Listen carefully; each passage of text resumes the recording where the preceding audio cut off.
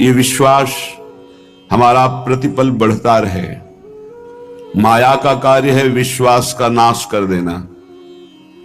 इतने दिन हो गए भगवान का नाम जप करते हुए, आराधना करते हुए, क्या काम बना? कोई काम तो नहीं बना, और विपत्तियां आ गई और परेशानी आ गई, खत्म श्रद्धा विश्वास।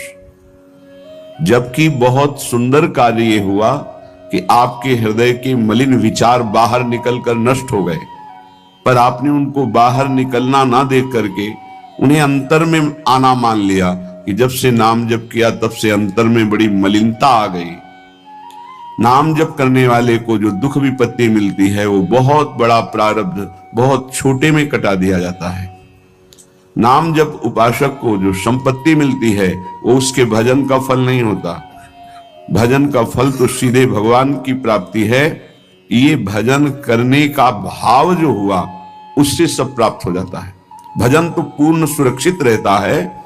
उसके लिए जो हमने प्रयत्न किया, कष्ट सहा, उससे लोक परलोक के सारे सुख सिद्धियां उसके चरणों में लौटने लगती हैं और नाम सुरक्षित रहता है। वो भगवान को अधीन करके हृदय में प्रकाशित करता है।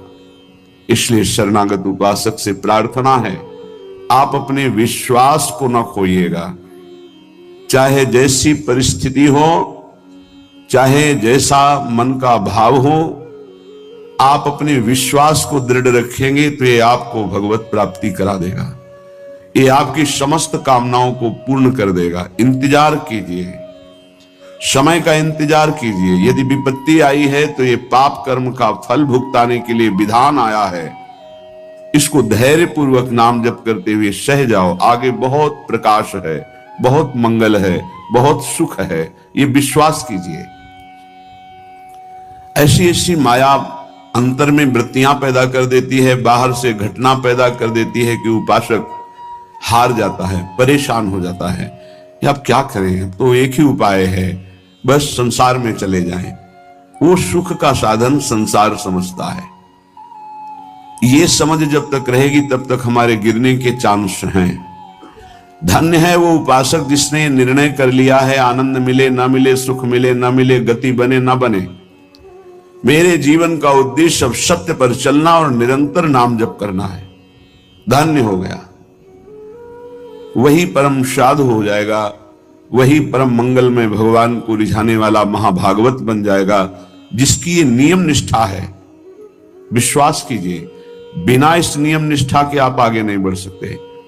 अगर आपके मन में है कि ऐसा कोई मार्ग मिले जिससे हमें कभी बुखार ना आवे, जुकाम ना हो, कोई रोग ना हो, कोई तिरस्कार अपमान ना हो, कोई विपत्ति ना हो, तो आप विचार कीजिए, भगवान जब यहां अवतार लेकर लीला करते हैं तो उनके भी जीवन में देखा गया बड़ी विपत्तियां, बड़े विघ्न, बड़े बड़े महान असुर, उनके विरोध में संघर्ष में जीवन। आप तो कर्मों का फल भोग रहे हैं, भगवान तो कर्मों को अधीन करके जीव को मुक्त करने वाले हैं, समस्त पापों का नाश करके निष्पाप करने वाले हैं। उन भगवान के कौन से कर्म हैं? भगवान के द्वारा कौन सा कर्म बना कि ऐसी विपत्तियां, ऐसा दुख, ऐसी परिस्थितियां? आप तो बहुत छोटा भजन का स्वरूप जानते हैं। जो पूर्व में देवकी वसुदेव जी ने भजन किया, ऐसा कौन भजनानंदी होगा कि सर्वलोक महेश्वर सबका पिता पुत्र बन करके आ गया। क्या भजन किया नंद यशोदा जी ने, महाराज दशरथ, कौशल्या जी ने। विचार करके देखो, ये भी महाभागवत हैं जिनके घर में भगवान घुटनों के बल चलते हैं। हम ऐसे भक्त हैं, जरा सी अनुकूलता में बाधा पड़ी, छोड़ दिया प्रभु को। नहीं, ऐसी भक्ति में सफलता हाथ नहीं लगती। किसी भी कार्य में दृढ़ संकल्पवान ही उस कार्य की सफलता को प्राप्त करता है। चाहे 100 बार हमसे कार्य बिगड़ जाए, हमें हारना नहीं है। एक दिन तो हम उस कार्य को सफलतापूर्वक कर ही पाएंगे। जिसका ऐसा स्वभाव है, जिद्दी स्वभाव, वही सफलता प्राप्त करता है। जो चीज हम नहीं कर पा रहे उसे करेंगे। भजन का अभ्यास, जितेंद्रियता का अभ्यास, मनोनिग्रह का अभ्यास, देखते हैं कब तक मन हमको परास्त करता है, कब तक विषय भोग हमें गुलाम बनाए हुए हैं। एक दिन हम नाम के प्रभाव से इनको अपना गुलाम बनाएंगे, पक्का। पर आपका बहुत दृढ़ स्वभाव, हजारों बार हारने पर भी हमें नहीं हारना। तब भगवत प्राप्ति का मार्ग उसके हृदय में प्रकाशित कर देते हैं भगवान। उसका प्रयास देखकर, पुरुषार्थ देखकर, प्रयत्न देखकर, विकलता देखकर, वो दिव्य मार्ग जिससे भगवत साक्षात्कार होता है। इसलिए कभी निराश नहीं होना, उदास नहीं होना, कभी इस मार्ग में हारना नहीं।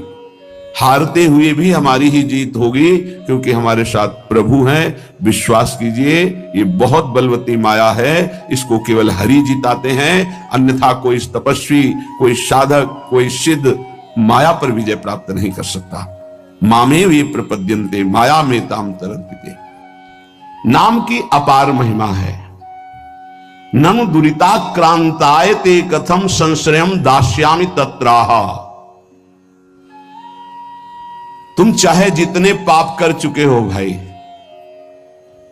अब हो गया, आ जाओ नाम की शरण में आ जाओ, तुम बिल्कुल चिंता मत करो। कई भाई लोग आके प्रश्न करते हैं कि हमसे बहुत पाप हो गए, क्या हमारे पापों का उद्धार हो जाएगा, नाश हो जाएगा? तो ननु दुरिताक्रांताय ते कथम संशयम दास्यामि तत्राह। जय नाम धेय मुनि वृंद गेय जनरंजनाय परमक्षराकृते। तुमनादरादपि मनागुदीरितम निखिलोग्रताप पटलिम विलुम्पशी। भगवान नाम जिसको अपना आश्रय दे देते हैं, कोई भी पाप ऐसा नहीं कि उसको दंड दे सके। ध्यान रखना, नहीं प्रश्न खड़ा हो जाएगा, फिर महात्माओं को एक कष्ट क्यों मिलता है? ना नवीन पाप, वर्तमान का नहीं पाप, पूर्व के संचित पाप नहीं, ये प्रारब्ध का है, जिससे शरीर रचना हो गई। यहां संचित भस्म, आगे त्रुटि हो जाएगी वो भस्म, वर्तमान में त्रुटि हो गई वो भस्म। बहुत विवेक की जरूरत है सत्संग सुनने के लिए। अगर आप नहीं सुनेंगे तो प्रश्न खड़ा हो जाएगा कि सर्व पाप नाशक नाम है, आप ऐसा कह रहे, तो फिर महात्मा जन क्यों भोगते हैं? ये पाप का फल वर्तमान का नहीं है, ये भूत का नहीं है, ये भविष्य में हो जाएगा तो भी उसका नहीं है। ये प्रारब्ध भोग है, जो अनेक जन्मों के संचित कर्म गोदाम से निकालकर इस शरीर की रचना हो चुकी है।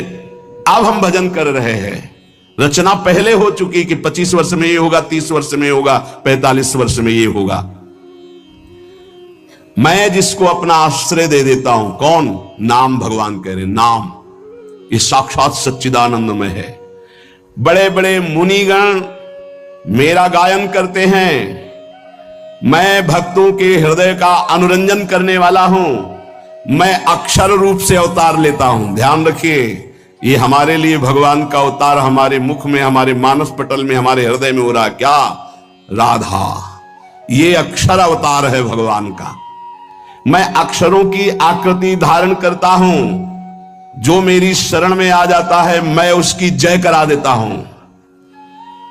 जिते विनायक शुभ अशुभ विघ्न करे नहीं कोई, विघ्न करे नहीं कोई, डरे कलिकाल कष्ट भय, हरे सकल संताप हरस हरिनाम जपत जय। पक्का ये सत्य है, ये वैभव संपन्न है, ये अकाल है। बोलते सिख भाई, जो बोले सो निहाल। सत्य श्री अकाल, कालातीत तुम्हें बना देगा, श्री संपूर्ण वैभव प्राप्त हो जाएगा। सत्य है, वैभव संपन्न है, कालातीत है, और जो इसको बोले तो निहाल हो जाए। कह रहे हैं उसकी जय हो जाती है। एक एक शब्द पकड़ो, हृदय आनंद में भर जाएगा। मैं अक्षर रूप धारण करता हूं, राधा राधा राधा। ये जो आपके मानस पटल पर राधा राधा, ये प्रियाजू ने अक्षर आकृति धारण करके आपके हृदय में पर्सनल अवतार लिया है। नाम भगवान कर, मेरा उत्कर्ष नामी से भी बढ़कर है।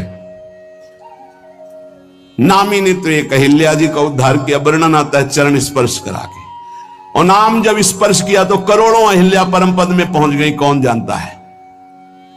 भगवान जब अवतार लेते हैं तो बड़े बड़े असुरों को मारते हैं। नाम जब अवतार लेता है तो ऐसे जिनको जानता भी नहीं कोई, कितने पापाचारी, और वो सब भगवत पद को प्राप्त हो गए। नाम का उत्कर्ष नामी से भी बढ़कर के है। यह उत्कर्ष केवल हम सबके कल्याण के लिए नाम भगवान धारण करते हैं। जो आदर पूर्वक नाम जप करता है उसकी तो बात ही क्या है। सादर सुमिरन जे नर कहे गोपदीव भवसागर तरे। गाय के खुर के गड्ढे में जैसे जल भरा हो तो पार होने में क्या देर लगती है, ऐसे भव समुद्र पार हो जाता है जो सादर नाम जप करता है। लेकिन यहां कह रहे हैं यदि अनादर पूर्वक भी जपे, उपहास करने के लिए, संकेत, या देखें भाई क्या होता है नाम जप करने से, आदि आदि, बहुत ऊंची बात लिखी।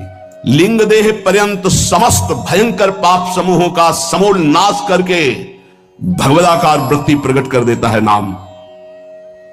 लिंग देह नष्ट होने का मतलब अगला जन्म अब नहीं होगा, उसी से होता है जो सूक्ष्म शरीर कहते हैं।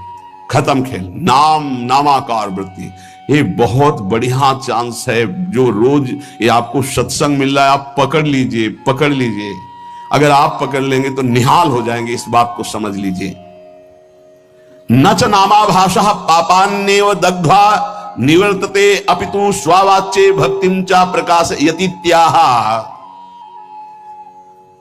नाम की तो बात जाने दो, नामाभाषी तुम्हारे पापों का सर्वनाश कर देता है। जैसे आप पूरा नाम कहना चाहते थे राम, लेकिन रा उच्चारण किया, मां नहीं कह पाए, शरीर छूट गया, तो आपको भगवत प्राप्ति हो जाएगी। पूरा नाम उच्चारण करना चाहते थे राधा, पर रा उच्चारण हुआ, धा नहीं कर पाए और शरीर छूट गया, आपको भगवत प्राप्ति हो जाएगी।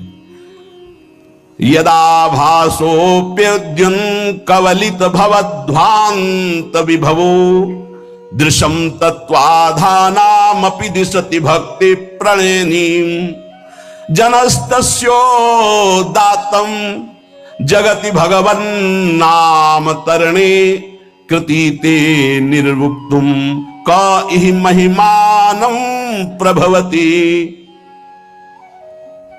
यदि जिह्वा से निकल रहा है राधा राधा राधा राम कृष्ण हरि जो नाम, बोले ये पाप ही केवल भस्म नहीं कर देता, पाप प्रवृत्ति को भस्म करके विशुद्ध भक्ति को प्रकाशित करता है।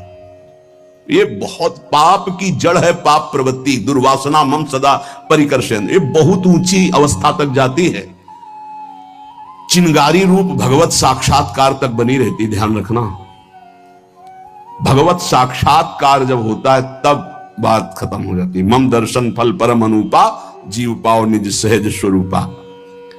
ये छोटी मोटी साधना से दबते हैं, चिंगारी बनी रहती, घास फूस मिली, हवा अनुकूल पड़ी तो ज्वाला बन जाएगी। यदि आपकी जिह्वा पे नाम चल रहा है तो नाम सूर्य की तरह प्रकाश करता है अंदर। कोई आंधी तूफान किसी तरह बुझा नहीं सकता। ये आग नहीं है, ये सूर्य का तेज है। संसार में कौन ऐसा प्रवीण होगा जो नाम की संपूर्ण महिमा कहने में समर्थ हो। कहूं कहां लगी नाम बड़ाई, राम न सकही नाम गुण गाई। भगवान भी अपने नाम की महिमा का पूर्ण वर्णन नहीं कर सकते तो औरों की बात क्या। असमोर्ध महिमा आज तक कोई नाम की यथार्थ नहीं कह सका। 2000 जिह्वा वाले भगवान शेष की महिमा का वर्णन करते करते पूर्ण आज भी नहीं कर पाए। कोई नहीं, ऐसा नाम का प्रभाव है कि कोई नहीं आज तक पूर्ण महिमा का वर्णन कर पाया। तत्व दृष्टि से जो विहीन जन हैं उनको भी तत्वबोध प्रदान करने वाली सामर्थ्य नाम में विराजमान है। अथैकांतिक भावो नोपासितम नाम भोगैक विनाश्यमपि प्रारब्धम विनय भोगाद विनाशयतीत्याह। यदि नाम जापक उपासक चाहे कि मुझे प्रारब्ध ना भोगना पड़े तो यह भी सामर्थ्य भजन में है कि प्रारब्ध नष्ट कर देगा, पर भगवत प्राप्ति में बाधा आ जाएगी। भगवत प्राप्ति में बाधा आ जाएगी। यहां ध्यान दीजिए, अगर किसी को ऐसा लगता हो कि भजनानंदी संतों को जो रोग आता है अगर भजन में दम हो तो मिटा दें, तो आप देख लीजिए शास्त्र प्रमाण। वो कह रहे अथैकांतिक भावे नोपासितम नाम भोगैक विनाश्यमपि प्रारब्धम विनय भोगाद विनाशयति।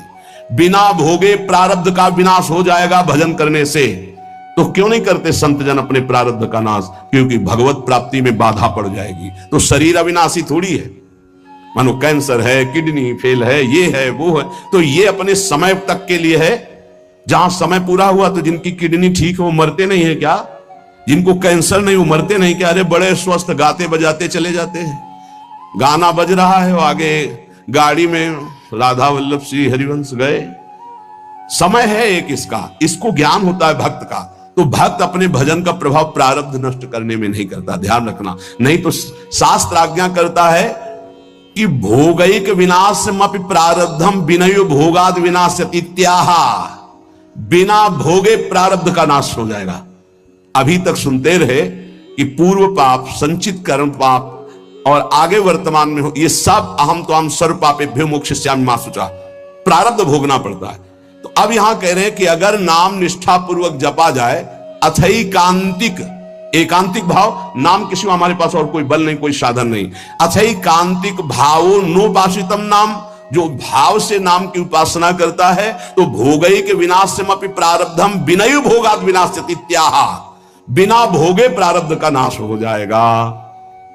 जैसे श्रीधर बाबा हमको एक चरित्र सुनाए थे राधा कुंड के संत भगवान का, कि वो रोज सोहनी लगाते थे राधा कुंड में। कोई थूक दे कोई ऐसा तो उसे साफ करके राधा कुंड के जल से, ये हमारे प्रिया प्रीतम यहाँ विहरण करते हैं। और भिक्षान्न से उदर पोषण करते थे, खूब निरंतर नाम जप करते थे। एक दिन वो राधा कुंड की सेवा करके बैठे ही थे कि एक काला दुर्गंध युक्त पुरुष आया। उसने कहा, बाबा मुझे स्वीकार करो। तो बोले, कैसा? बोले, मैं 12 वर्ष का गलित रोग कुष्ठ हूं, जो तुम्हारे शरीर पे आना चाहता हूं, पर इतना भजन है कि मैं बिना आपकी आज्ञा के आ नहीं सकता। मैं प्रारब्ध हूं आपका, 12 वर्ष गलित कुष्ठ। उनका भाई इतना समय नहीं है हमारे पास कि मैं भोगूं, ये हमसे तुमसे नहीं पूछा जाएगा। हाँ, ही ऐसे बड़े भजनानंदी गुरुजनों की बात है। उनका हमारे पास समय नहीं है।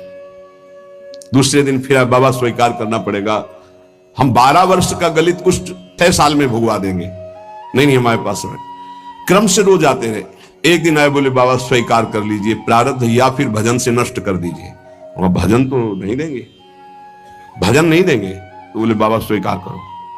तो बोले 24 घंटे स्वीकार करने पर आप राजी रहेंगे? तो बोले 12 वर्ष का कष्ट 24 घंटे में दूंगा, आप भोग पाएंगे? तो उनका हमारी बात तय है, तुम पूरे 12 वर्ष का जितना कष्ट है वो हमें 24 घंटे में दे दो, मैं स्वीकार करूं। बोले कोई औषधि नहीं, कोई पानी देने वाला नहीं रहेगा, दरवाजा अंदर से बंद करेंगे। बोले बिल्कुल अक्षरशः ऐसा। बाबा ने अपने शिष्यों से कहा, दरवाजा बंद कर रहा हूं, आज इसी क्षण समय देख लीजिए, 24 घंटे तक कोई हमारे कमरे में नहीं आएगा, कोई विक्षेप नहीं पहुंचाएगा, हम खुद निकल आएंगे।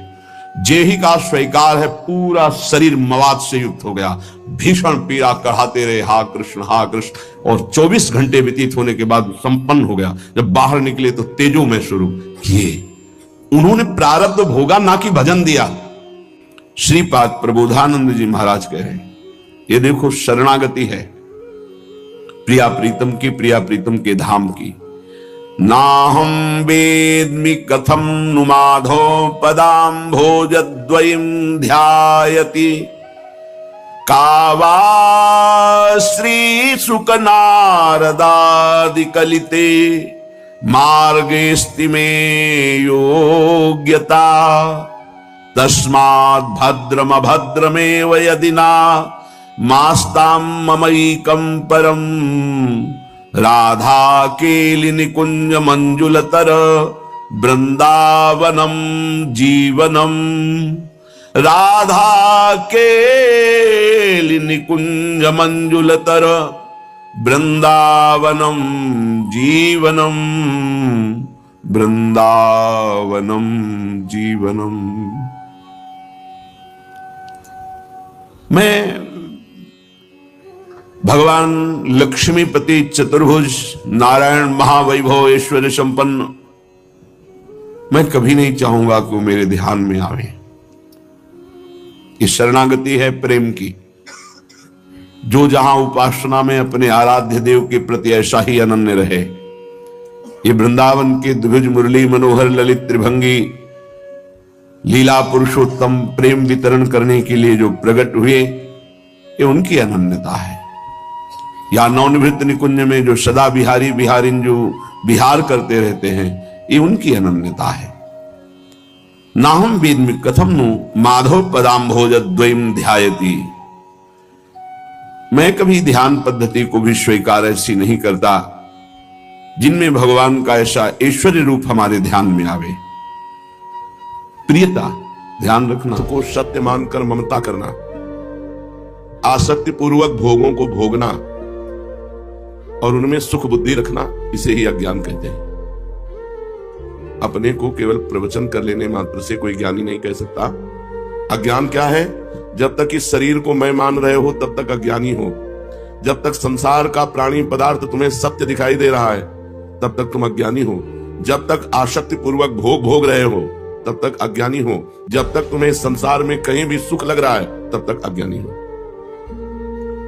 इस शरीर को मैं मानना और इस शरीर के नाम को, इस शरीर के संबंध को अपना मानना, यही अज्ञान है। अब देखो थर्मामीटर लगा के ज्ञानी कौन है? आसक्ति पूर्वक भोगना, संसार के प्राणी पदार्थ को सत्य मानना, शरीर और शरीर के नाम को अपना मानना, सत्य मानना, यही अज्ञान है।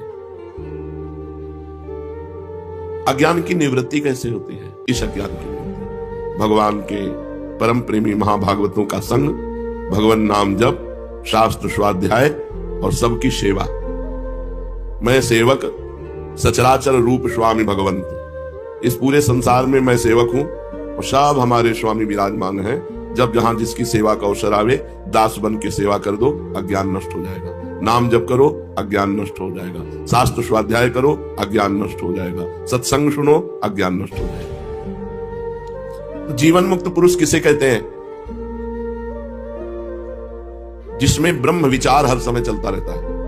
विचार तो सबके चलते हैं, लेकिन भोग विचार, जगत विचार, राग द्वेष के विचार, काम क्रोध के विचार, ये सबके चलते हैं। लेकिन जीवन मुक्त कौन है? जिसके ब्रह्म विचार चलते रहते हैं, भगवत विचार चलते रहते हैं, संपूर्ण संसार से वैराग्य है जिसे, और जिसके पास सठ संपत्ति है, 6 प्रकार की संपत्ति, लोक परलोक के भोगों से वैराग्य, सत असत का निर्णय करने वाला विवेक, शम, दम, उपरति, तितिक्षा, श्रद्धा, समाधान, ये 6 संपत्ति जिसके अंदर है। शम, दम, उपरति, तितिक्षा, श्रद्धा, समाधान, और ये 4 साधन जिसके हैं। सत असत का विवेक, लोक परलोक के भोगों से वैराग्य, और ये सत संपत्ति और मुमुक्षुता, ये 4 साधन। 4 साधनों में तीसरे साधन में सत संपत्ति आ जाती है। जब सत असत का विवेक होगा, लोक परलोक के भोगों से वैराग्य होगा, तो शम, इंद्रियां अपने अधीन हो जाएंगी, दम, मन अपने अधीन हो जाएगा, उपरति, भोगों से त्याग वैराग्य के बाद उपरति होती है, भोगों की सत्ता ही नहीं है, ऐसा ज्ञान हो जाएगा। शम, दम, उपरति, तितिक्षा, बहुत सहनशील, हर कष्ट को, हर विपत्ति को आनंद पूर्वक सह जाना, ये तितिक्षा कहा जाता है। श्रद्धा, शास्त्र गुरु के वाक्यों में यथावत बुद्धि, जैसा बोल रहे हैं बिल्कुल वैसे ही चलना, इसे श्रद्धा कहते हैं। समाधान, चित्त का परमात्मा में स्थित हो जाना। सत संपत्ति, मुमुक्षत्व, इन साधन के बिना कोई सिद्ध पुरुष नहीं कहा जा सकता। सत असत का विचार, ब्रह्म विचार, लोक परलोक के भोगों से वैराग्य, सम, दम, उपरति, तितिक्षा, श्रद्धा, समाधान और मुमुक्षुता, साधन चतुष्टय भी हो गया और सत संपत्ति भी हो गई। इसी से जीवन मुक्त होता है। अगर इनमें से एक भी नहीं है तो जीवन मुक्त नहीं है। जब शास्त्र गुरु और भगवत कृपा, शास्त्र कृपा, गुरु कृपा, भगवत कृपा एक साथ जुटती है, तब कोई जीवन मुक्त होता है। शास्त्र के अनुसार, गुरु के अनुसार, भगवत कृपा बल से बिल्कुल चल रहा है, कहीं इधर उधर डगमगाया नहीं, तो पार हो गया माया के। जो जीवन मुक्त महापुरुष है, उसकी बाह्य पहचान नहीं हो सकती, वो अंतर स्थिति होती है। बाह्य तो सांसारिक कार्य करते हुए भी दिखाई दे सकता है, बाह्य कोई नहीं पहचान सकता, अंतर स्थिति में पहचाना जा सकता है। क्या ज्ञानी भक्त या सिद्ध योगी? सिद्ध ज्ञानी जीवन मुक्त महापुरुष, सिद्ध भक्त भगवत प्रेमी, सिद्ध योगी क्या सृष्टि का सृजन पालन संहार कर सकता है? जब वो जीवन मुक्त हो गया तो भगवान स्वरूप हो गया, ब्रह्मविद ब्रह्म ही भवति, क्या कर सकता है? जीवन मुक्त महापुरुष परमार्थ दृष्टि में ब्रह्म में एक हो गया है, आनंदमय बन गया है, परंतु वो मायाधीश नहीं हो गया है। चाहे वो सिद्ध भक्त हो, चाहे सिद्ध योगी हो, चाहे सिद्ध ज्ञानी हो, वो भगवान में एकत्व को प्राप्त हो गया है, आनंदमय हो गया है, पर मायाधीश नहीं हो सकता। वो सृष्टि का सृजन, पालन या संहार करने की सामर्थ्य नहीं रखता है। ये केवल एकमात्र भगवान में है। भगवान का चिंतन करके भगवत में हो जाओ, लेकिन भगवान नहीं बन सकते साक्षात। भगवान तो भगवान ही है, सृष्टि का सृजन, पालन और संहार, ये किसी भी सिद्ध में ताकत नहीं, चाहे वो भक्त सिद्ध हो, चाहे वो ज्ञान सिद्ध हो, चाहे वो योग सिद्ध हो। सूक्ष्म शरीर किसे कहते हैं? स्थूल शरीर तो यह है जिसे बताया गया, मैं मन से हम बोध करते हैं, जिसका नाम लिया जाता है, ये स्थूल शरीर। सूक्ष्म शरीर किसे कहते हैं? मन, अंतःकरण चतुष्टय, बुद्धि, चित्त, अहंकार और 5 प्राण, प्राण, अपान, व्यान, उदान, समान, और 5 ज्ञानेंद्रियां, 5 कर्मेंद्रियां, ये सूक्ष्म शरीर कहलाता है। 10 इंद्रियां, 5 प्राण, अंतःकरण चतुष्टय, ये सूक्ष्म शरीर कहलाता है। ये स्थूल शरीर के भीतर सूक्ष्म शरीर स्थूल शरीर को संचालित करता है। जैसे हाथ ये चल रहा है तो कर्मेंद्रिय, लेकिन इसे ज्ञानेंद्रिय संचालन कर रही है। अंदर से बुद्धि इसे घुमाओ, मन संकल्प किया, और त्वगेंद्रिय ज्ञानेंद्रिय है, शुरू हो गया। ज्ञानेंद्रिय के द्वारा कर्मेंद्रिय क्रियान्वित होती है, बुद्धि के और मन के द्वारा इंद्रियां क्रियान्वित होती है, बुद्धि मन को, मन इंद्रियों को। तो सूक्ष्म शरीर से स्थूल शरीर संचालित होता है। इस शरीर के भीतर है सूक्ष्म शरीर। 4 अंतःकरण चतुष्टय, मन, बुद्धि, चित्त, अहंकार। 5 प्राण, व्यान, उदान, समान, जो प्राण है 5। और इसका दर्शन होता है स्वप्न में। सूक्ष्म शरीर का दर्शन स्वप्न में होता है, स्थूल शरीर का दर्शन जागृत में होता है, कारण शरीर का अनुभव सुषुप्ति में होता है। कारण शरीर क्या है? सूक्ष्म शरीर तो समझ में आ गया, अंतःकरण चतुष्टय, पंच प्राण, सूक्ष्म इंद्रियां। कारण शरीर क्या है? भगवान का विस्मरण, अपने स्वरूप का विस्मरण कराने वाला घोर अज्ञान, जीव का स्वभाव, एक कारण शरीर है। जो हम आत्म स्वरूप हैं, इसका विस्मरण, या श्री भगवान का विस्मरण, जो भगवान से अपनापन है, उससे हटा करके इन शरीरों पे अपना, तभी कारण बना वो अज्ञान। सतोगुण, रजोगुण, तमोगुण, तीनों प्रकृति से मिलकर के जो जीव का स्वभाव बना, वो अज्ञान कारण शरीर है। ये मन क्या है? ये बुद्धि क्या है? ये आत्मा क्या है? अंतःकरण में जो करना चाहिए कि नहीं करना चाहिए, करना चाहिए कि नहीं करना चाहिए, ये कर लेते हैं, ये नहीं करते हैं, जो संकल्प विकल्प होते हैं, उसे मन कहते हैं। थोड़ा सा एकाग्र होने पर इसका परिचय मिलने लगता है। आज हमारा मन वहां गया था, आज हमारा मन वहां। संसारिक आदमी तो इतना, आज हमारा मन कह रहा है ये खा लें, ये पी लें, ये देख लें, ये सूंघ लें, ऐसा। जो मनन करता है, संकल्प विकल्प करता है, हृदय की उस वृत्ति का नाम मन है। हृदय एक है, संकल्प विकल्प मनन करने वाली वृत्ति का नाम मन है। और ये बड़ा संशयात्मक होता है। ये संकल्प और विकल्प करता रहता है, ऐसा करें, नहीं ऐसा कर लेते, नहीं ऐसा नहीं होगा, वो चलता रहता है। इस पर जो निश्चय करता है, हाँ ये कर लो, उसका नाम बुद्धि है। हृदय की वो वृत्ति जो मन के संकल्प विकल्प पर निश्चय कर देती है, हाँ ये कर लो, आज चलो ये खाते हैं। जो निश्चय होकर लिया है, उस वृत्ति का नाम, 4 है नहीं, एक ही है हृदय, उस वृत्ति का नाम बुद्धि है। जो संकल्प विकल्प संशयात्मक मनन, वो मन, उसका जो निश्चय करा दे, उसे बुद्धि कहते हैं। और उसी का जो चिंतन करने लगे, उस वृत्ति का नाम चित्त है। और उसी की क्रिया को जो स्वीकार करे, मैंने खाया, मैं खाऊंगा, मैंने किया, मैं ऐसा करूंगा, उसे अहंकार कहते हैं। एक हृदय में ये 4 वृत्तियां होने के कारण उसे अंतःकरण चतुष्टय कहते हैं। आत्मा इन सबका साक्षी है। जो आत्मा है वो इनका साक्षी है, वो इनका दृष्टा है, वो तटस्थ रहता है। हाँ ना, ये सब अंतःकरण में हो रहा है, और पावर उसी आत्म तत्व का है, वो तटस्थ रहता है, और वो आत्मा मैं हूं। हम तटस्थ ना रहकर अंतःकरण में लिप्त हो गए, यही बंधन है। जो ज्ञानी पुरुष है वो तटस्थ रहता है। मन बुद्धि के कार्यों को तटस्थ होकर जो साक्षी भाव से देखता है, वो आत्मा है। जो मन संकल्प विकल्प मनन करता है, जो बुद्धि निश्चय करती है, जो चित्त चिंतन करता है, जो अहंकार क्रिया स्वीकार करता है, आत्मा उसका दृष्टा है, साक्षी है, और वो आत्मा है आप। लेकिन ऐसा कहां ज्ञान है? मैं देख लूं, मन ने ज्ञानेंद्रिय नेत्रेंद्रिय के साथ मिलकर कहा, अहंकार इसमें मिला हुआ है। अंतःकरण का अहंकार इसमें मिलके मन के साथ नेत्रेंद्रिय को लेकर दृश्य को देखना चाहता है। बुद्धि ने निश्चय कर दिया, हाँ देख लो, अब वो देख रहा है। बोले मैंने ही देखा। ये अंतःकरण का अहम बोल रहा है, ना कि आत्मा। आत्मा साक्षी है। अब जो उस साक्षी में है, वो देखता हुआ भी नहीं देखा, क्योंकि जो देखने का पावर है वो उसी से मिला है। वो करता हुआ भी नहीं करता, वो खाता हुआ भी नहीं खाता, पीता हुआ भी नहीं पीता, चलता हुआ भी नहीं चलता। जो 5वें अध्याय में गीता जी के लिखा हुआ है, इस प्रसन्न जिघ्रन श्वसन गच्छन। हृदय क्या है? यही अंतःकरण चतुष्टय को हृदय कहा गया है। मन बुद्धि चित्त अहंकार, जहां ये 4 वृत्तियां उदय होती हैं, उसको हृदय कहते हैं। हृदय कोई अलग नहीं है। अंतःकरण चतुष्टय, जहां 4 वृत्तियां उदय होती उसे हृदय कहा गया।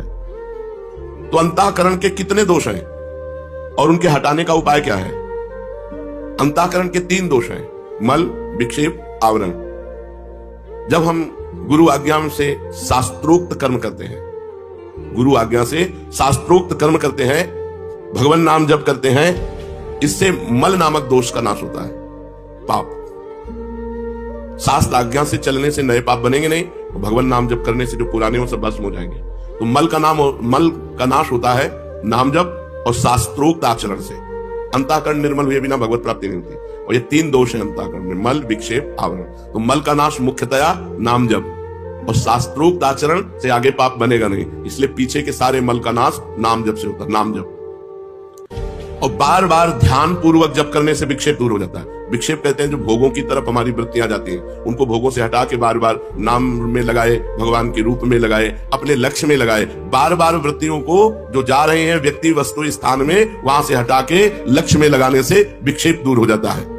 और आवरण महापुरुषों का संग करने से, आवरण अहंकार है, जो आवरण है उसकी निवृत्ति महापुरुषों के सत्संग से होती है। जब सत्संग से पता चला मैं कोई अहंकार थोड़ी हूं, देहाभिमान का अहंकार जो था वो सत्संग से जब गलित होता है, अच्छा मल विक्षेप शांत हुआ तो आप में पावर आ जाएगा अहंकार त्याग का। जो अंतःकरण धर्म में अहंकार है वही जन्म मरण का हेतु है। जहां उससे हट करके आप साक्षी भाव में हुए तो आपका आवरण नष्ट हो गया। आवरण ही जन्म मरण का कारण है। अहंकार संस्कृति मूल सूल प्रदनाना सकल शोकदायक कविना। संस्कृति का मूल और कष्ट का मूल ये अहंकार ही है। ये अहंकार क्या है? ये भगवान की अष्टधा प्रकृति है, आकाश, वायु, अग्नि, जल, पृथ्वी, मन, बुद्धि, चित्त, अहंकार। ये जो मन है उसी में चित्त को समाहित कर लिया गया है, इसलिए मन बुद्धि अहंकार कह दिया गया। तो 5 और 3 8, तो अष्टधा प्रकृति में अहंकार आता है। अहंकार बड़ा विचित्र है, इसके नाश का उपाय क्या है? इसमें जो गौरव है, बड़प्पन है, अपने में श्रेष्ठता है, ये गुरुजनों की सेवा से नष्ट हो जाता है। जब बड़े महापुरुषों की सेवा मिलती है, भगवत प्राप्त संतों की सेवा मिलती है, तो अहंकार नष्ट हो जाता है। सेवक साधक में कभी अहंकार नहीं होता। मैं इतनी सेवा करता हूं, मैं इतना जप करता हूं, मैं इतना, उसमें सब नहीं। वो तो देखता है हम तो यंत्र की तरह चल रहे हैं, गुरुजी हमें चला रहे हैं जैसे वैसे चल रहे हैं। तो गुरुजनों की सेवा, महापुरुषों की सेवा, सम्मान का त्याग, बड़प्पन का त्याग, गौरवपन का त्याग, इसी से अहंकार क्षीण हो जाता है। जो भगवत प्राप्त हो जाता है उसका व्यवहार कैसा होता है? बहुत सुलझा हुआ व्यवहार होता है। वो शास्त्र दृष्टि से व्यवहार करता है। पिता को पिता की तरह, माता को माता की तरह, पति को पति की तरह, पत्नी को पत्नी की तरह व्यवहार करेगा, बस शास्त्र दृष्टि के अनुसार। जो सिद्ध पुरुष होगा, पिता के साथ कैसा व्यवहार करना चाहिए शास्त्र कहता है, पत्नी के साथ कैसा व्यवहार करना चाहिए शास्त्र कहता है। जो शास्त्र कहता है उसके अनुसार व्यवहार होगा, मनमानी आचरण नहीं रह जाएगा। जीवन मुक्त पुरुष के द्वारा कर्म होते हैं या नहीं? जीवन मुक्त पुरुष के द्वारा कर्म नहीं होते। कारण कि उसको ज्ञान हो जाता है कि कर्म कर्मेंद्रियों से होते हैं, प्रेरणा ज्ञानेंद्रियों से हो रही है, और ज्ञानेंद्रिय को मन चला रहा है, मन को बुद्धि चला रही है, और उसका मैं साक्षी हूं, इसलिए मेरे द्वारा कुछ नहीं हो रहा है। कोई कर्म बंधन नहीं सिद्ध महापुरुष का।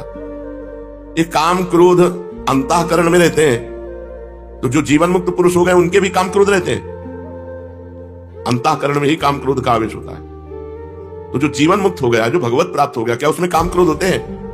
जीवन मुक्त भगवत प्राप्त पुरुष के अंतःकरण में काम क्रोध आदि की तो बात जाने दो, छोटा सा भी कोई दोष नहीं रह जाता।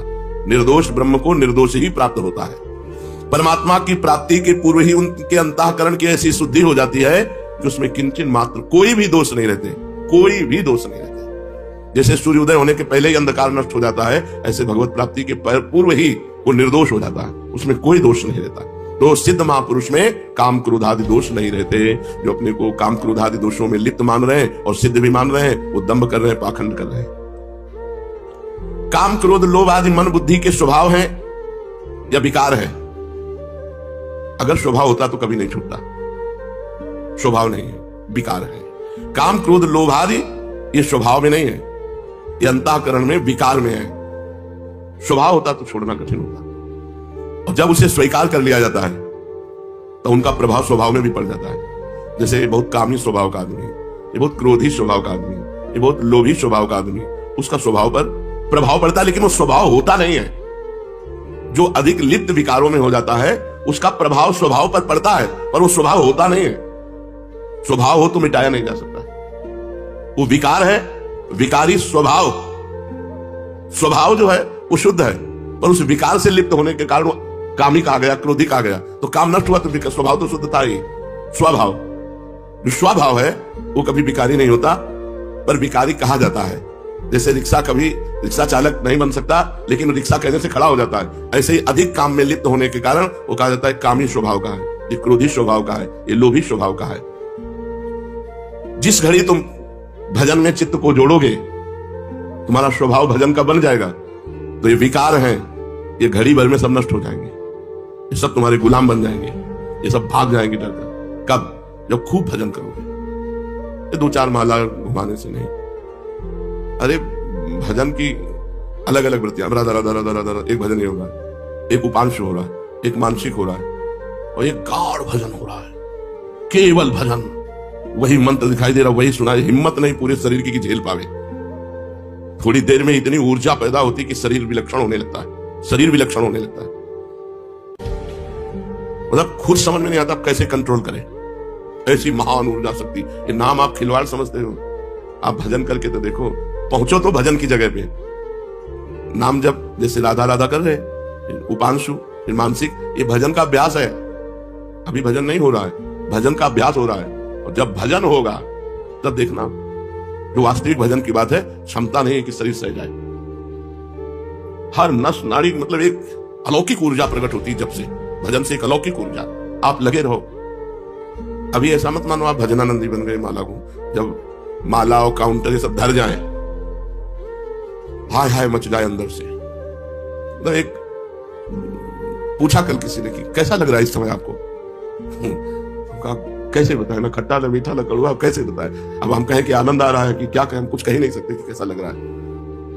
हो रहा है भजन। जब ऐसे होने लगता है तो स्वभाव बन जाता है भजन का, सारे विकार अपने आप नष्ट हो जाते हैं। लगे रहो, बस हम ये कह रहे हैं, लगे रहो।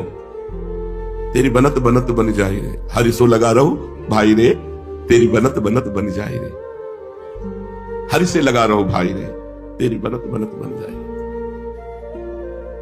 तेरा राम जी करेंगे बेड़ा पार, उदासी मन काहे को करे। लहर लहर हरि आप संभाले, हरि आप ही उतारे तेरा भार, उदासी मन। ये लहर लहर करके वही समुद्र में पहुंच जाएंगे।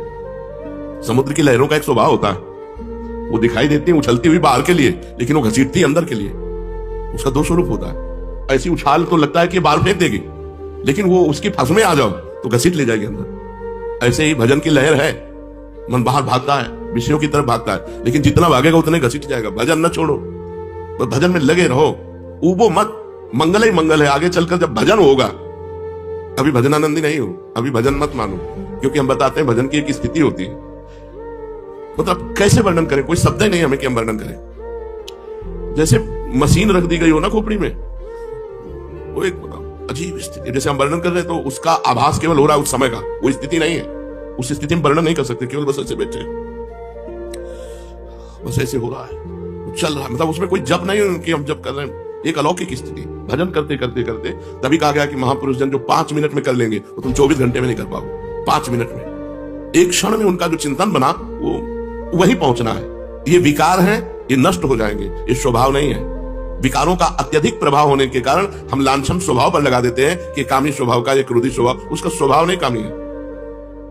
काम विकार है जो बढ़ चुका है, और हम आरोप कर देते हैं। तो काम क्रोध लोभ मोह मद मत्सर ये स्वभाव नहीं होते, ये विकार होते हैं। स्वभाव होता तो मिटाना कठिन था, विकार है इसलिए सहज में मिट जाएंगे। अंतःकरण की शुद्धि का क्या उपाय है? अंतःकरण जब शुद्ध होने लगेगा तो अध्यात्म ज्ञान आपके अंदर अपने आप स्फुरित होने लगेगा। अंतःकरण जब शुद्ध होगा तो आपकी शारीरिक मानसिक क्रियाएं सब भागवतिक होने लगेंगी। इसके शुद्ध करने का उपाय, जितना भगवान नाम जप करोगे उतने अधिक होगा, और जितना दूसरों की सेवा करोगे उतना अधिक होगा। 2 बातें बताइए, सेवा और नाम जप। अंतःकरण को शुद्ध करने के लिए सेवा अत्यंत अनिवार्य है। चाहे पशु पक्षी मनुष्य साधु महात्मा किसी की भी हो, सेवा जरूर करनी चाहिए, सेवा होनी चाहिए। एक बार गुरु जी से कहा कि जैसी होनी चाहिए वैसी आत्मोन्नति नहीं हो रही। 20-22 वर्ष पहले, और को 25 वर्ष हो गए। तो गुरु जी ने कहा किसी साधु की लंगोटी नहीं धोई अभी, कुछ ऐसी सेवाएं तो मिलती रही, ऐसी निरंतर तो मिली नहीं। बोले भगवान से मांगो। मन में आया कि हमारे भगवान तो आप ही हो, आप ही विधान कर दो। 2 ही 4 दिन में विधान बन गया श्रीधर बाबा की सेवा का, जो कालीदय में श्रीधर बाबा वयोवृद्ध थे। बस सेवा से और सुमिरन से अंतःकरण बहुत जल्दी शुद्ध होता है। अगर सेवा सुमिरन दोनों जिसको सही ढंग से ना मिल पा रहे हो तो वृंदावन की रज लगाओ पूरे शरीर में, बहुत जल्दी शुद्ध हो जाएगा अंतःकरण। वृंदावन की रज का सेवन करो, पूरे शरीर में पाउडर की तरह लपेटो। बार बार कहते मान लो इस शरीर से प्यार मत करो, शरीर तुम नहीं हो। शरीर का वास्तविक प्यार यही होगा कि रज इसमें लगी रहे। स्नान के बाद शरीर हल्का गीला रहता है और जब रज लगाओ तो पूरे शरीर में रज लग जाती है। रोज लगा दो, रज लगी है और शरीर छूट जाएगा तो श्री जी की प्राप्ति हो जाएगी। ये पूज्य राधा बाबा ने अपनी वाणी में लिखा कि यदि वृंदावन की रज शरीर में लगी हुई है और शरीर छूट जाए तो भगवत प्राप्ति हो जाएगी। यार नाम सुमिरन नहीं बन रहा, किसी की सेवा नहीं कर पाए तो इतना तो कि खूब रज लपेटे और गीली करके तिलक रूप में ऐसे लगा लो और सूखी पूरे शरीर में लगा लो। हमें कब ब्राह्मी स्थिति प्राप्त होगी, भगवदाकार स्थिति, वही बिल्कुल चाह नहीं होती कि हम कोई भजन का उपाय कर रहे हैं, एकदम जैसे पैर रपट गया और गए, ऐसा होता है जैसे पैर रपट गए एकदम गए एकदम। अब उस समय फिर कोई है कि नहीं है उससे कोई मतलब नहीं, शुरू हो गया अपना स्वभाव और प्रभाव शुरू हो जाता है। बोले ब्राह्मी स्थिति हमें कब प्राप्त होगी? जो मृत्यु जनित कष्ट का वर्णन करता है वही ब्राह्मी स्थिति को प्राप्त होता है। हर कष्ट को गले लगाता है। अब चाहे मरना पड़े लेकिन भजन नहीं छूटेगा, कुछ भी हो जाए, वो ब्राह्मी स्थिति। जिद्दी स्वभाव और कष्ट कहां तक? बोले मृत्यु तक। मृत्यु तक का जो वर्णन करने के लिए तैयार। 10 मिनट बैठे, बोले पैर में पीड़ा हो रही, 2 दिन बैठे, तीसरे दिन बैठे, ले खत्म हो गया, हो गई साधना। थोड़ी देर में एक तो कह रहे थे कि 16 माला जब जपते तो हमारा जबान दर्द करती है, मुंह दर्द करता, घंटा भर प्रपंच बोलेगा, कभी मुंह दर्द नहीं करेगा। नाम जप में मुंह दर्द, हमें तो जिंदगी में अनुभव नहीं हुआ कि मुंह दर्द होता है। किसी को अनुभव होता है? एकांतिक में कह रहा था कि जब 16 माला जब करते हैं तो हमारा पूरा मुंह दर्द करता है, जबड़ा दर्द करने लगता है। ठीक खींच के जबड़े में पड़े तो सही हो जाए। जब दर्द करेला जबड़े में पड़े तो ठीक हो जाए। शराब पीने में जबड़ा नहीं दर्द करता, प्रपंच करने में जबड़ा नहीं दर्द करता। नहीं, भगवान के नाम जप करने में दर्द होता है ऐसा तो मुझे समझ में नहीं आता। आनंद होता है। पाप के कारण ऐसा अनुभव होता होगा, हो सकता है पाप के कारण ऐसा अनुभव होता है कि पाप अधिक हो तो अरुचि, जब जिसमें अरुचि होगी तो उसमें परेशानी तो लगेगी ही। जब रुचि प्रकट हो जाए फिर क्या? नहीं, पीछे अगर ध्यान से सुना हो कि अगर संत सेवा का क्या स्वरूप है, संत सेवा का तो उसी को गुरु सेवा मान लेते हैं। गुरु सेवा संत सेवा एक ही, तो उसका स्वरूप क्या है? तो बोले उनकी आज्ञा के अनुसार चलना, उनके आदेश उपदेशों का पालन करना। इसी से अहंकार नष्ट हो जाएगा। संतों की सेवा मतलब अहोभाग्य है जो गुरुजनों की शरीर सेवा में है। जैसे हमारे गुरु जी की सेवा में जो है ना, वो जब सामने से निकलते हैं तो उनके चरणों को देखकर बार बार प्रणाम करते हैं। शुरू से भाव रहा है कि जो गुरुजनों की सेवा में है वो हमारे लिए सर्वश्रेष्ठ है। हम उनकी बराबरी आज्ञा पालन करके भी नहीं कर सकते। देखो भाव का विषय है। शास्त्र आज्ञा करता है कि गुरु और संत की आज्ञा का पालन करना ही सबसे बड़ी सेवा है।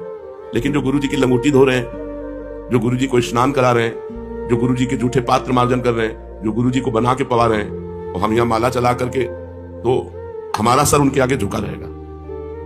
हम सदैव उनकी चरण वंदना करेंगे कि आपको जो सौभाग्य मिला है, जो आप हमारे गुरु जी को सुख पहुंचाते हैं, इसलिए मैं आपका दास हूं, दास हूं। जब वो सामने निकलेगा तो हम पहले उसके चरणों को गौर से दर्शन करते हैं और उनको प्रणाम करते हैं कि जिसके हाथों से हमारी गुरु सेवा बन रही वो हमारे लिए गुरु जी के समान पूज्य है।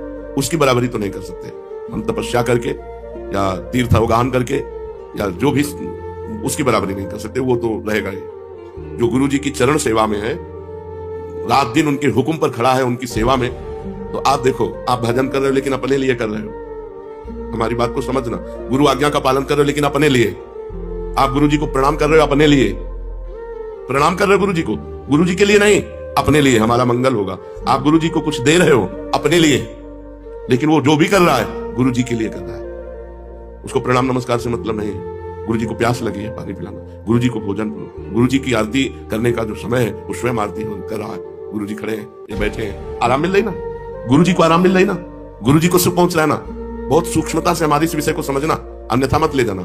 आप जो भी पालन कर रहे हो गुरु आज्ञा का अपने लिए, और वो जो भी कर रहा है प्रगट में गुरु जी के लिए कर रहा है। वो गुरु जी का कपड़ा धो रहा है गुरु जी के लिए, गुरु जी की लंगोटी धो रहा है गुरु जी के लिए, अपने जीवन को अर्पित किए है गुरु जी के लिए। इसलिए उसकी समानता में तो नहीं कह सकते हम कि उनके समान सब नहीं।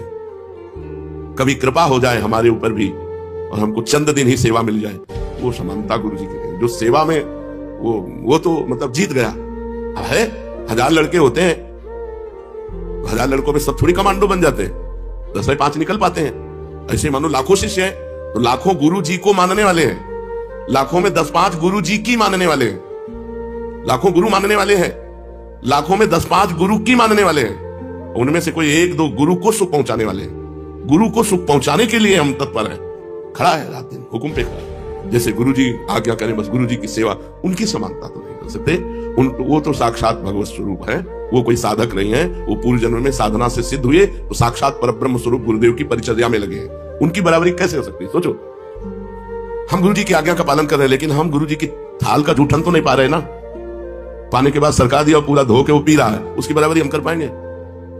गुरु जी को छू नहीं सकते और रोज कपड़ा लंगोटी सब धो के फैला के कैसे उसकी समानता कर सकते हैं? हम चाहे जितना तप करें, चाहे जितना जप करें, उसकी बराबरी थोड़ी कर सकते हैं। और इसके बाद डांट लगाया गुरु जी ने, ऐसे से नहीं ऐसे, जी महाराज, उसकी समानता कैसे कर सकते हैं? हाँ, लाभ हम गुरु सेवा का ले सकते हैं उनकी आज्ञा का पालन करके, लेकिन समानता नहीं कर सकते। उनकी समानता हम नहीं कर सकते।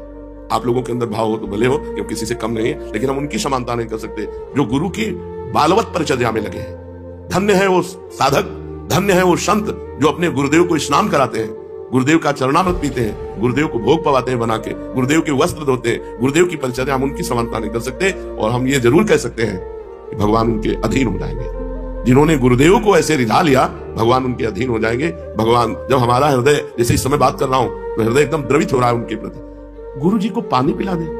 एक विचार करो, गुरु जी को उठा के बैठा दे, गुरु जी की चरण सेवा कर दे, ये सौभाग्य कैसे मिल सकता है? जिनका हम उच्छिष्ट कभी प्राप्त कर ले तो फूले नहीं समाते, वो तीनों टाइम उनका पार में बचा हुआ, हम कैसे समानता उनकी कर सकते हैं? जो ऐसे आंख उठा के देखना सौभाग्य प्रतीत होता है, वो आंख निकाल करके उनको डांट रहे हैं, ये सौभाग्य? तो ये किसी पूर्व जन्म का भारी तप एकत्रित हुआ और किसी संत और गुरुजनों के अनुशासन में, उनकी परिचर्या में निकुंज जेब में रखा हुआ है। अगर किसी संत, किसी महापुरुष की परिचर्या में आप है ना, सब दुनिया के सब साधन एक तरफ और संत परिचर्या एक तरफ। किसी को संत परिचर्या मिल जाए तो कभी ये मत छोड़ना कि मुझे भजन करना है, इससे बड़ा कोई साधन नहीं, भगवान इसके अधीन हो जाते हैं। तो जो अन्य लोग नहीं प्राप्त कर पाते, द्वितीय स्थिति है कि वो उनकी आज्ञा में बंधे रहे, कि हमारा सौभाग्य इतना तो नहीं है कि मैं उनका वस्त्र प्रक्षालन कर सकूं, उनको स्नान करा सकूं, उनको भोग पवा सकूं, उनकी जूठन परिचर्या में मैं रहूं, लेकिन मैं अपने जीवन को उनको समर्पित करता हूं और उनकी आज्ञा में, तो उनकी कृपा से उसका अहंकार गलित हो जाएगा और सदगति प्राप्ति में कोई किंचित मात्र अंतर नहीं होगी, लेकिन प्रेम प्राप्ति में अंतर होगा। जो उसे प्रेम प्राप्त होगा गुरु चरणों का, वो उसे प्रेम नहीं प्राप्त होगा। नहीं, सब आप देख लो, जो हम कह रहे हैं इस बात पर देखो, आप प्रणाम करते हो अपने लिए, आप जप करते हो अपने लिए, आप गुरु बनाया है अपने लिए, गुरु के लिए क्या कर रहे हो? ईमानदारी से देख लो, ईमानदारी से वृंदावन में बैठे हो, आप अपने लिए कर रहे हो, गुरु के लिए? बोले मेरा जीवन गुरु का जीवन है, मैंने गुरु को दे दिया। अगर गुरु जी हमसे यहां जूता साफ करवाते हैं तो मैं गुरु, उसका हो गया जीवन। बस आप समझ लो, मेरा जीवन गुरु के लिए है। अगर वो मुझे 100 किलोमीटर दूर रखते हैं तो मेरा इसमें क्या दोष है? अगर मुझे वो शरीर सेवा नहीं दे रहे, इसमें मेरी क्या? पर मैं गुरु का हूं, उनकी आज्ञा पे चलूंगा, मेरा जीवन तन मन प्राण उनका, उसको वही गति प्राप्त होगी जो उनकी परिचर्या में है, क्योंकि वो गुरु आज्ञा में है। तो गुरु आज्ञा में जो है वो गुरु की परिचर्या ही माने। किसी भी संत की सेवा करें हम, जैसे हम पूज्य श्रीधर बाबा की सेवा, तो हमारी गुरु भक्ति बढ़ी और हमारा इष्ट प्रेम बढ़ा। उनकी सेवा से हमारे इष्ट प्रेम में विक्षेप नहीं हुआ, गुरु भक्ति में विक्षेप नहीं हुई, पर व्यवहार नहीं है। सेवा से मतलब है केवल, जैसे किसी भी संत, अब कोई बीमार संत है, किसी अन्य संप्रदाय का है, आप जाइए, आप उनकी सेवा परिचर्या कीजिए, और श्रद्धा और विश्वास अपने गुरुदेव और इष्ट पर होना चाहिए। अगर इष्ट और गुरुदेव वाला श्रद्धा विश्वास कर लोगे तो उनके जो चल रहा है वही तुम्हारे चलेगा, तुम्हारे गुरु के जो चल रहा है वो नहीं चलेगा।